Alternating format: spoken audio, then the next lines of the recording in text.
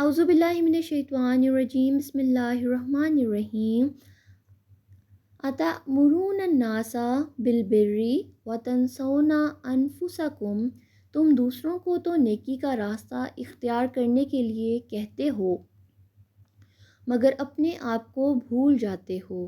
وانتم تتلون الکتاب، حالانکہ تم کتاب کی تلاوت کرتے ہو۔ افلا تعقلون، کیا تم عقل سے بالکل ہی کام نہیں لیتے؟ اس آیت میں خطاب علماء یہود سے ہے۔ ان کو کہا جا رہا ہے کہ وہ اپنے دوستوں اور رشتہ داروں کو یہ تلقین کرتے تھے کہ تم محمد صلی اللہ علیہ وسلم کی پیروی کرتے رہو اور دین اسلام پر قائم رہو، مگر خود نفسانی خواہشات میں اتنے ڈوبے ہوئے تھے کہ اسلام قبول کرنے کے لیے تیار نہ تھے۔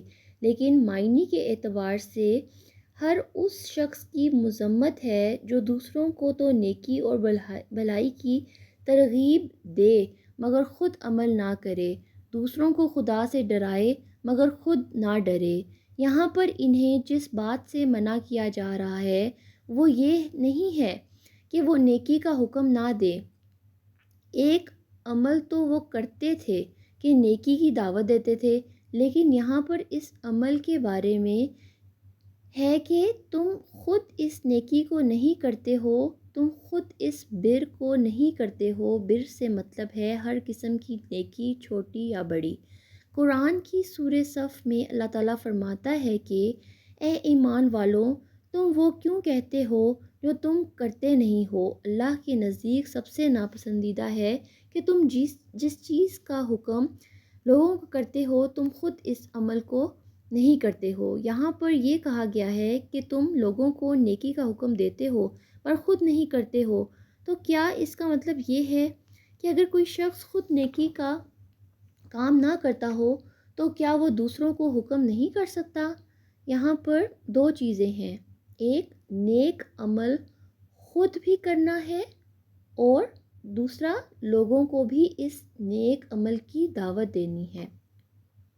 جب انسان خود نیکی نہ کر رہا ہو اور دوسروں کو صرف دعوت دے رہا ہو تو اس سے ریلیٹڈ ایک حدیث ہے جس میں حضرت انس رضی اللہ عنہ روایت کرتے ہیں کہ حضور پاک صلی اللہ علیہ وسلم نے فرمایا کہ جب وہ معراج پر گئے تو وہاں پر کچھ لوگوں کی زبان اور ان کے ہونٹ کو آگ کی کینچیوں سے کاٹا جا رہا تھا، تو نبی صلی اللہ علیہ وسلم نے جبرائیل علیہ السلام سے پوچھا کہ یہ کون لوگ ہیں، تو انہوں نے بتایا کہ یہ وہ لوگ ہیں جو لوگوں کو نیکی کی طرف بلاتے تو تھے پر خود اس پر عمل نہیں کرتے تھے۔ حضور صلی اللہ علیہ وسلم نے فرمایا کہ پہنچا دو اگر ایک ہی آیت کیوں نہ ہو، لیکن اس ایک آیت کو پہنچانے کے لیے پہلے خود اس پر عمل کرنا ہوگا۔